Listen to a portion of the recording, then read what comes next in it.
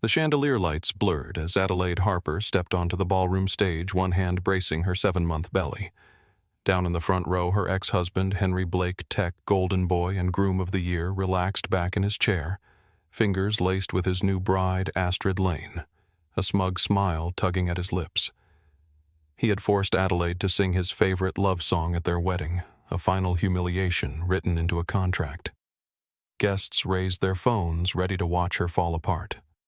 Adelaide lifted the microphone, smiled slowly, and chose a different song.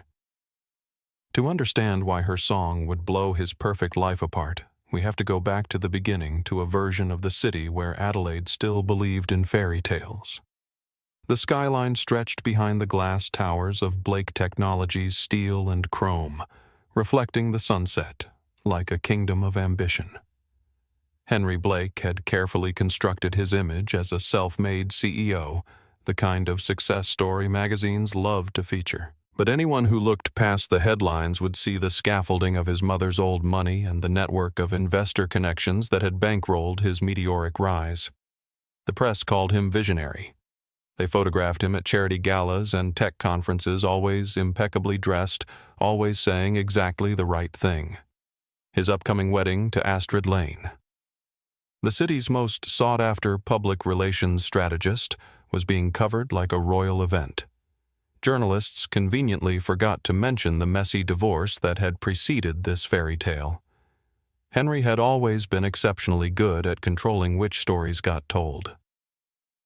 Adelaide Harper lived in a different city now, one that existed in the margins. Her apartment occupied the 3rd floor of a building where the elevator worked half the time, and the heating rattled through winter nights.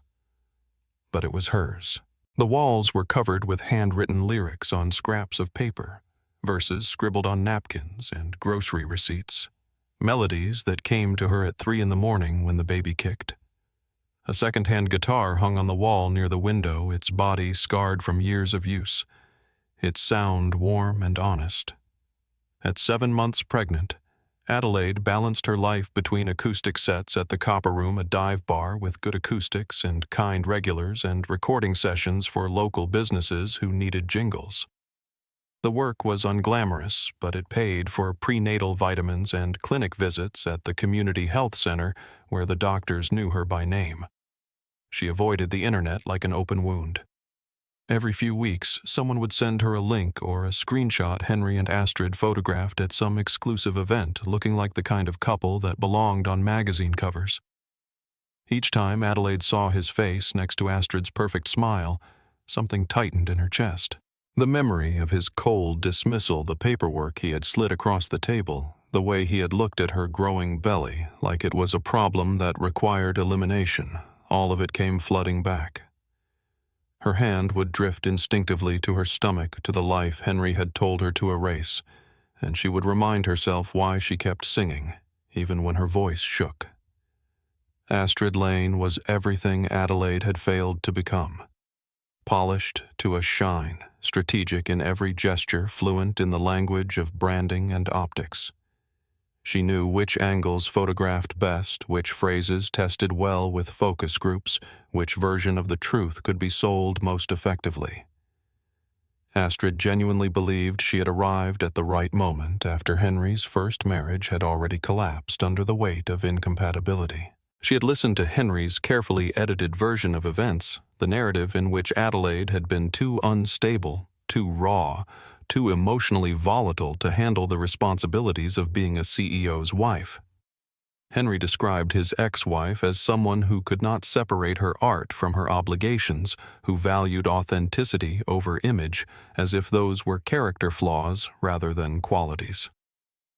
Astrid had absorbed every word, never questioning whether the man telling the story might be rewriting history to cast himself as the reasonable one. Helen Blake Henry's mother had orchestrated much of the pressure from the shadows.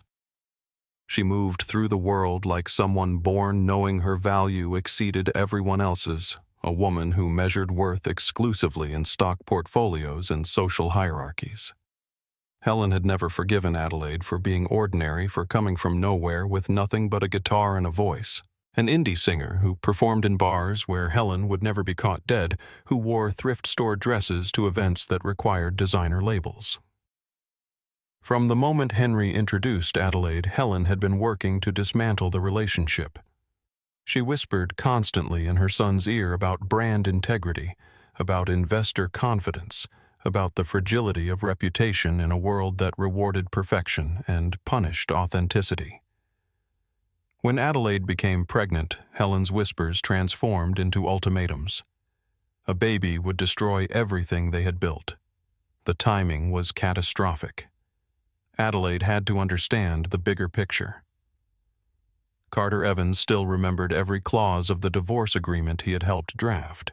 He was a corporate attorney, precise and efficient, and he had done his job well. Too well. He had watched Adelaide sign away her right to speak her right, to tell the truth about what had happened inside her marriage, all because Henry and Helen had cornered her when she was most vulnerable, alone, and terrified. Carter had stood on Henry's side because that was who paid him, but the guilt had settled into his bones like a chronic ache. When Adelaide would need help later, Carter would be ready. Not because it was profitable, because it was right. The bar where Adelaide and Henry first met had been called the Velvet Room, a narrow space with exposed brick walls and a stage barely large enough for one person and a microphone stand. Adelaide had been performing 3 nights a week back then, building a small following of people who appreciated music that refused to be polished into something safe. The night Henry walked in, she was singing a song she had written about her mother, about resilience and sacrifice, her voice carrying the kind of rawness that could not be faked. Henry had entered with Clinton Ward, his chief operating officer, both of them in tailored suits, fresh from a business dinner. Henry had stopped mid-conversation when he heard Adelaide sing, his attention completely arrested. He stayed through her entire set. When she finished, he approached the bar and left a $100 tip requesting an encore. He bought her a drink, asked about her music, listened like every word mattered. Adelaide, who had spent years performing for audiences that talked through her songs, felt the intoxicating rush of being truly seen. Henry told her he admired artists who refused to compromise people who valued truth over trend. He promised he would never try to change her, never ask her to be anything other than exactly who she was. Adelaide believed him with the kind of faith that comes from wanting desperately to be loved as you are. Gwen Parker. Adelaide's best friend and the bartender who had hired her to perform at the Velvet Room had offered a quiet warning. "Rich men love your freedom right up until they decide to put it in a cage," Gwen said one night while wiping down glasses. Adelaide had laughed, told Gwen she was being cynical. Henry was different. He understood her. He would never do that. Gwen did not argue, just looked at her friend with the sadness of someone who had seen this story before and knew how it ended. The first 6 months felt like a dream Henry had designed specifically for her.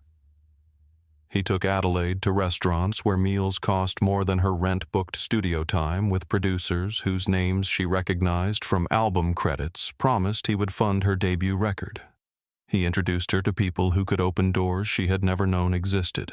His mother, Helen, objected loudly and constantly, making comments about Adelaide's background, her clothes, her lack of pedigree, but Henry fought back with the passion of someone still drunk on new love. The media began noticing them, intrigued by the unlikely pairing, the CEO and the indie artist, the tech mogul and the dive bar singer. It felt like validation, like proof that opposites could not only attract but thrive. Their wedding had been held at the Azure Garden Estate, a venue with manicured lawns and string lights woven through the trees. Adelaide wore a simple white dress, nothing like the elaborate gown Astrid would wear years later. She sang a song during the reception that she had written for Henry Lyrics about finding home in another person, about trust and partnership and forever. Her voice had been full and unguarded, and when she finished, Henry pulled her close and whispered that he wanted the whole world to hear her sing, but he was the only one who would ever truly understand her. At the time, it had sounded romantic, like a promise of intimacy. Later, Adelaide would recognize it as the first lock clicking shut, the beginning of a cage disguised as devotion. The control began so gradually that Adelaide almost did not notice. Blake Technologies was entering a critical phase, negotiating with venture capital firms that could transform the company into a billion-dollar enterprise. Clinton Ward always focused on optics, mentioned to Henry that investors were traditional risk-averse, concerned with image. A CEO's spouse was part of the brand. Adelaide's performances at dive bars, her songs about poverty and pain, her unfiltered social media presence, all of it needed refining. Henry delivered the message gently, positioning it as a mutual decision. Maybe she could take a break from performing in public for a while, focus on writing music in private, develop a sound that aligned better with the professional image they were building together. Adelaide tried to comply. She wanted to be supportive, but every song she wrote in isolation felt like a lie scrubbed clean of the emotions that made music matter. Every time Adelaide planned to perform somewhere small and authentic, somewhere that reminded her why she loved singing in the first place, Henry would discover a corporate event that required her presence. He never said no outright. He never forbade anything. He just made it impossible for her to say yes to herself. Adelaide found herself attending shareholder dinners and tech conferences, standing beside Henry in borrowed designer dresses, smiling for photographers, saying as little as possible. She felt like an accessory, a piece of set decoration in someone else's production. She began writing songs in secret late at night when Henry was asleep, pouring her loneliness and frustration into lyrics he would never hear. One of those songs was about the isolation of living in a penthouse, surrounded by luxury, but feeling completely alone about being used as a symbol in someone else's narrative. She recorded a rough demo on her phone, just voice and guitar, and forgot to delete it. Henry found the file 3 days later. His reaction was immediate and cold. The song was unacceptable. It painted their marriage in a negative light. If anyone heard it, investors would assume instability, the media would speculate about trouble the company's stock could suffer. Helen agreed, sitting across from Adelaide at the dining table like a judge delivering a sentence. If Henry could not control his wife, Helen said everything they had built would collapse because of Adelaide's selfish need to air personal grievances through cheap music. Adelaide tried to explain that she was not airing grievances, she was processing her feelings the only way she knew how, through songwriting. But her voice had no weight in a room where money and power made all the decisions. She stopped recording, she stopped writing, she became silent. That was when Astrid Lane entered their world.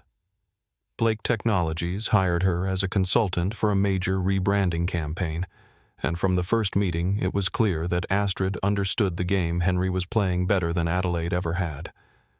Astrid knew how to craft narratives, how to turn flaws into strengths, how to position a company as both innovative and trustworthy. She was confident, articulate, strategic. Henry began seeking her advice on everything, calling her after hours, texting her during dinners with Adelaide. Adelaide watched her husband light up in Astrid's presence the way he used to light up around her. When Adelaide tried to share a new song idea, Henry would glance at his phone and say he had to take a call with Astrid. The replacement was happening in real time, and Adelaide was helpless to stop it. The betrayal arrived in fragments, pieces of evidence that accumulated until denial was no longer possible. A text message left open on Henry's laptop, words intended for Astrid that dripped with intimacy, and inside jokes Adelaide no longer understood. A photo that appeared in Adelaide's message requests, sent anonymously, showing Henry and Astrid at a wine bar Adelaide had never heard of, sitting close, laughing. The way Henry stopped meeting her eyes, started treating her like a stranger he was obligated to tolerate. Adelaide discovered she was pregnant on a Tuesday morning in late October. She took 3 tests to be certain, watching the lines appear, her hands shaking with a cocktail of terror and hope. She waited until evening to tell Henry, rehearsing different ways to deliver the news, trying to anticipate his reaction. She found him in the kitchen pouring a glass of wine, and she set the test on the counter between them. His face did not register joy or excitement. It registered panic. He asked her if she was sure. Then he asked if she had thought about whether this was really the right time, whether she was certain she wanted to keep it. The question landed like a physical blow. Adelaide stared at him, waiting for him to take it back to say he was just surprised that he would come around. He did not take it back. Helen and Clinton formed a united front. Helen arrived at the penthouse the next day uninvited and laid out the situation as she saw it. A pregnancy now would derail everything. Shareholders would see it as instability.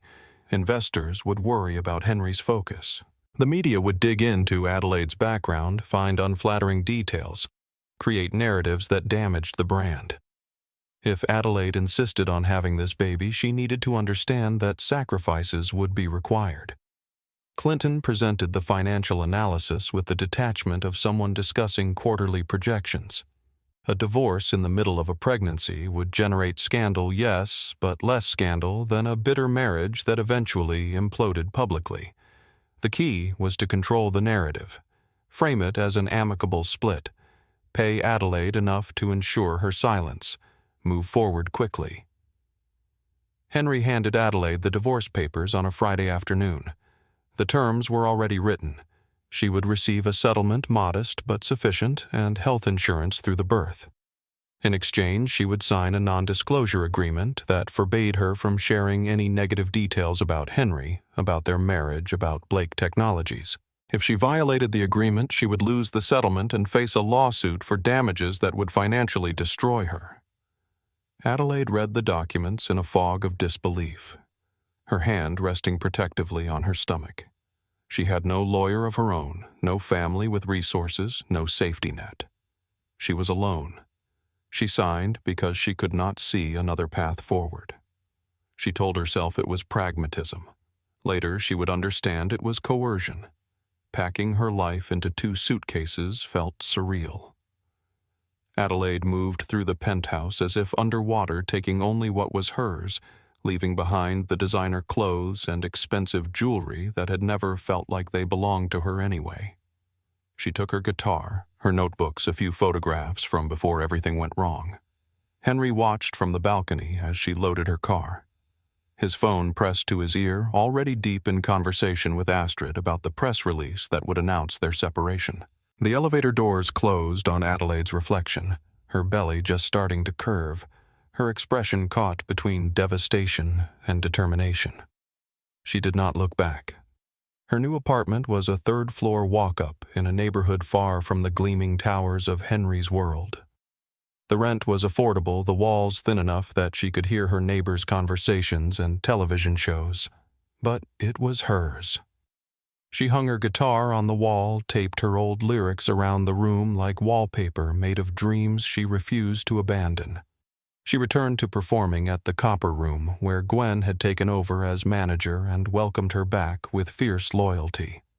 The audiences were small but genuine people who listened, who clapped not out of obligation but appreciation. Adelaide attended prenatal appointments at a clinic that smelled like antiseptic and hummed with fluorescent lights. The doctors were kind, efficient, overworked. They answered her questions, checked the baby's heartbeat, reassured her that everything was progressing normally. She saved every receipt, every bill, careful with money in a way she had never needed to be when married to Henry. She wrote songs constantly, lyrics spilling out like confessions she had held in too long. Songs about betrayal. Songs about resilience. Songs about the tiny heartbeat growing inside her that gave her a reason to keep fighting. The music felt true again, raw and unpolished and hers. 6 months passed. Adelaide heard through mutual acquaintances that Henry was engaged to Astrid. She saw the announcement online before she could stop herself a professionally shot photograph of them on a beach at sunset. Astrid's hand extended to show off a ring that probably cost more than Adelaide's annual income. The comments were full of congratulations, people gushing about what a perfect couple they made. No one mentioned Henry's first wife. Adelaide closed the browser and cried for 20 minutes, then dried her face and went to work. When Carter Evans appeared at her door on a Thursday afternoon, Adelaide almost did not recognize him. He looked older, tired, like someone carrying a burden he could not set down. He apologized for coming unannounced, then handed her a folder. Inside was a contract, formal and cold. Henry wanted Adelaide to perform at his wedding to Astrid. Specifically, he wanted her to sing a particular love song, one that had been significant to them in the early days of their relationship. In exchange, Henry would waive any claim to custody of the child and would extend Adelaide's health insurance coverage through delivery and 6 months postpartum. The request was so audacious, so cruel, that Adelaide initially thought it must be some kind of mistake. Carter explained that it was not a mistake. Henry wanted Adelaide on that stage as a final demonstration of control, a public performance of her submission. He wanted to parade his pregnant ex-wife in front of his new bride and their guests as proof that he had moved on, that he had won. The contract was binding. If Adelaide refused, Henry would pursue custody, and they both knew he had the resources to make her life unbearable in family court. Adelaide sat in silence for a long time, the contract heavy in her hands. Gwen arrived an hour later, summoned by a frantic text, and exploded with rage when she understood what Henry was demanding. She told Adelaide to refuse to walk away, to choose dignity over survival. But Carter, studying the contract with the careful eye of someone looking for escape routes, noticed something crucial. The agreement required Adelaide to perform at the wedding. It specified a time slot, a venue, even a dress code, but it never specified which song she had to sing. Adelaide looked up at Carter, and for the first time in months, something like hope flickered in her chest. If she had to stand on that stage, she would use it. Not to bless Henry's new marriage, but to tell the truth he had paid her to bury. Carter nodded slowly, understanding what she was proposing. Gwen stared at her best friend, horrified and awed and terrified in equal measure. Adelaide spent the next 2 weeks writing a song that would become her testimony. The first verse described a woman walking away from a mansion in the middle of the night, carrying nothing but a suitcase and the life growing inside her. The second verse told the story of a man who had looked at his unborn child and seen only an obstacle, who had chosen his company's stock price over fatherhood, who had paid his ex-wife to disappear quietly. The pre-chorus was simple and devastating. You said my truth was bad for business, so you tried to buy my silence with a ring. The chorus hit like a reckoning, but I am still singing for the heart that beats inside me, not for the man who walked away. The bridge was a promise to her baby. One day you will ask me who your father was. I will say he chose a crown made of cameras, and I chose you. Adelaide cried while writing it, tore up drafts when the words felt too angry or too soft, started over until every line carried the weight of lived experience. Gwen brought her tea and takeout, sat with her through the long nights, held her when the grief became too much. Writing the song felt like breaking open a wound to clean out the infection. It hurt, but it was necessary. She recorded a demo with Oliver Grant, a pianist Gwen had worked with at bigger venues. Oliver had kind eyes and steady hands, and when he heard the song for the first time, he went very quiet. Then he asked Adelaide if she truly understood what would happen when she sang this in front of Henry and his guests. Adelaide met his gaze and said that it was the only place Henry would be forced to hear the truth without being able to walk away. Oliver nodded and began learning the arrangement. Carter worked behind the scenes to create legal protection. He reviewed the venue's contract with Blake Technologies and discovered that the performance slot Adelaide had been assigned came with penalties if it was interrupted or cut short. The Aurora Grand Hotel had strict policies about disruptions, and any interference with a scheduled performance would result in financial consequences significant enough to make Henry think twice. The sound system would be controlled by the house band during Adelaide's set, not by Henry's people. Carter felt for the first time since the divorce like he was using his skills for something that mattered. Gwen helped Adelaide choose what to wear. They settled on a midnight blue dress with a V-neck elegant enough to meet any dress code, comfortable enough for Adelaide to breathe and move while 7 months pregnant. Adelaide kept her makeup minimal, letting the exhaustion and strength in her face show through. She did not want to look polished. She wanted to look like what she was, a woman who had survived. The night of the wedding arrived with cruel, perfect weather. The Aurora Grand Hotel ballroom was a cathedral of white flowers, crystal chandeliers, candles flickering on every table. Screens displayed a rotating slideshow of Henry and Astrid, looking radiant, flawless, untouchable. The guests were the city's elite people, who measured their worth in net value and social capital. They whispered amongst themselves about how well Henry had moved on, how elegant Astrid looked, how fortunate it was that the drama with the ex-wife had been handled so discreetly. A few speculated that Adelaide would not even show up. When Adelaide and Gwen entered the ballroom, heads turned. Conversations paused mid-sentence. Helen Blake spotted them from across the room, her expression hardening into something cold and sharp. She leaned toward Henry, whispering urgently. Henry glanced in Adelaide's direction, his jaw tightening, but he quickly composed himself and turned back to Astrid with a reassuring smile. He was confident.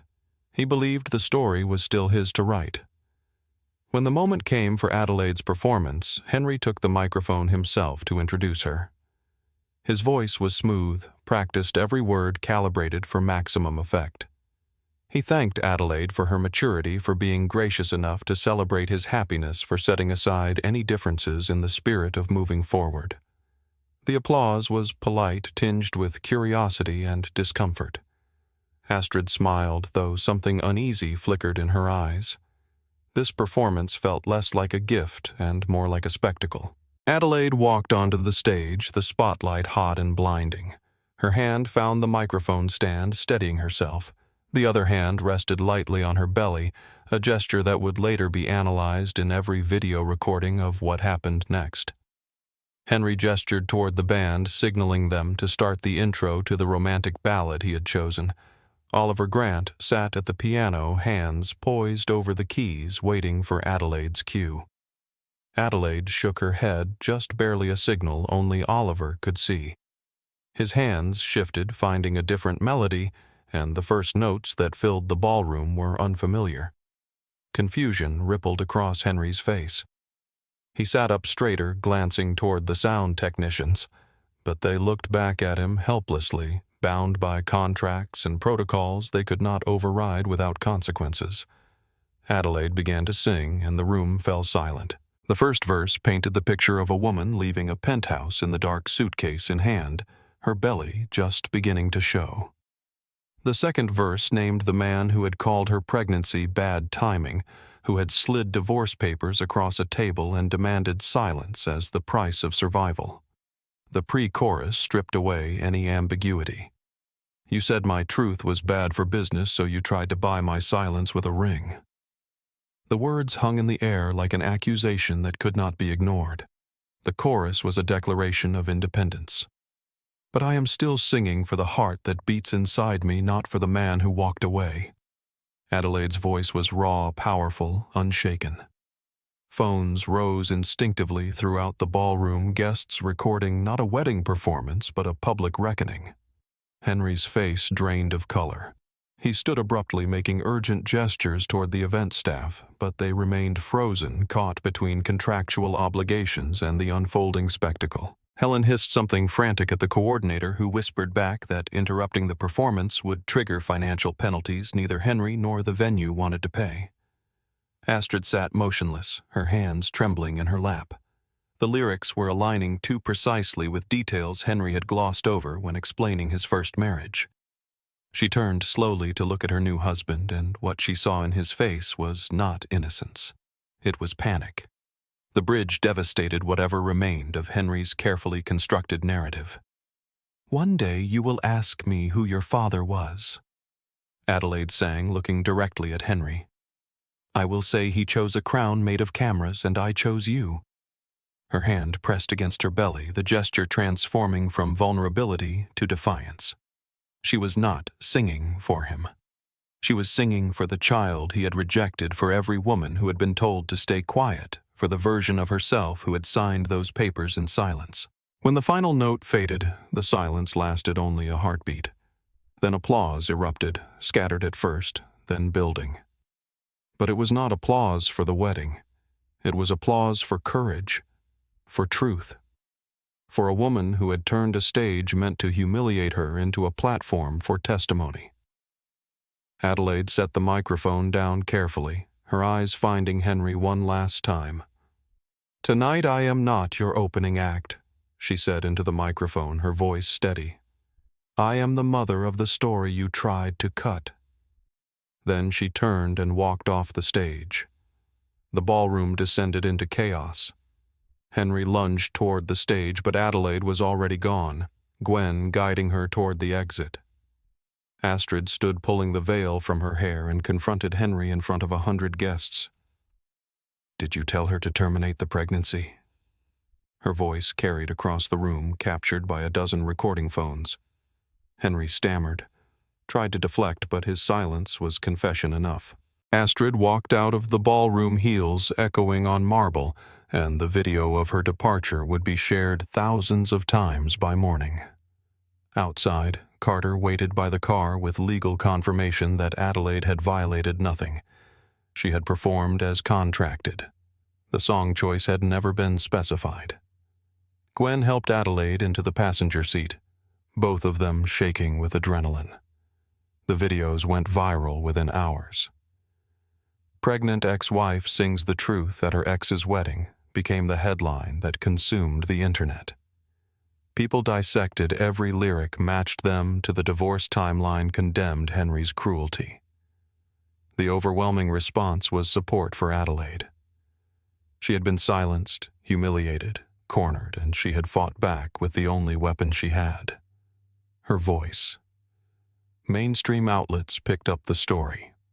Amanda Brooks, a talk show host known for amplifying women's stories, invited Adelaide to appear. Some of Henry's corporate sponsors quietly distanced themselves. Clinton Ward fielded angry calls from board members demanding Henry step back until the crisis could be managed. Henry's carefully built empire began to crumble. Blake Technologies' board asked him to take a temporary leave of absence. Articles appeared questioning his ethics, his character, his fitness for leadership. Astrid refused his calls. The wedding that was supposed to rebrand him had become the catalyst for his downfall. Helen Blake alone in her mansion felt something she had not experienced in decades: shame. Not because of what people were saying, but because she had enabled her son to treat his own child as disposable. She tried to reach Adelaide, but Adelaide declined. She needed peace, not apologies from people who were sorry they got caught. 3 weeks later, Adelaide appeared on Amanda Brooks's show. The studio lights were soft, the audience respectful. Adelaide told her story calmly, without venom or dramatics. She explained what it felt like to love someone who slowly erased you to carry a child the father did not want to be paid for silence. She sang the song again, and this time it was not an attack. It was testimony. The standing ovation lasted 2 full minutes. An independent label offered Adelaide support to record an EP about reclaiming silenced voices. Carter renegotiated her divorce settlement, securing better terms and protections for her daughter. Gwen managed the sudden influx of opportunities, fiercely protective. When Adelaide went into labor on a cold February morning, Gwen was there holding her hand, whispering encouragement through every contraction. Carter visited the hospital the next day with a tiny pair of studio-quality headphones. Adelaide laughed until she cried. Months later, Adelaide stood backstage at a small venue, her daughter asleep in a carrier against her chest. The crowd beyond the curtain chanted her name, not because she had destroyed someone, because she had survived and turned pain into power. Adelaide kissed her daughter's forehead and stepped into the light. She had been forced onto a stage designed to humiliate her to perform obedience in front of the man who had silenced her. Instead, she had taken the microphone and rewritten the ending. Not for revenge, not for fame, but for the child in her arms and the voice she would never silence again. The song had been her weapon. The truth had been her victory. And now, holding her daughter close, Adelaide understood that reclaiming her voice was never about destroying Henry. It was about building a world where her daughter would never have to choose between truth and survival. That was the legacy she would sing forever. That was the story she would make sure her daughter heard. Not the story of the man who walked away, but the story of the woman who stayed, who fought, who sang.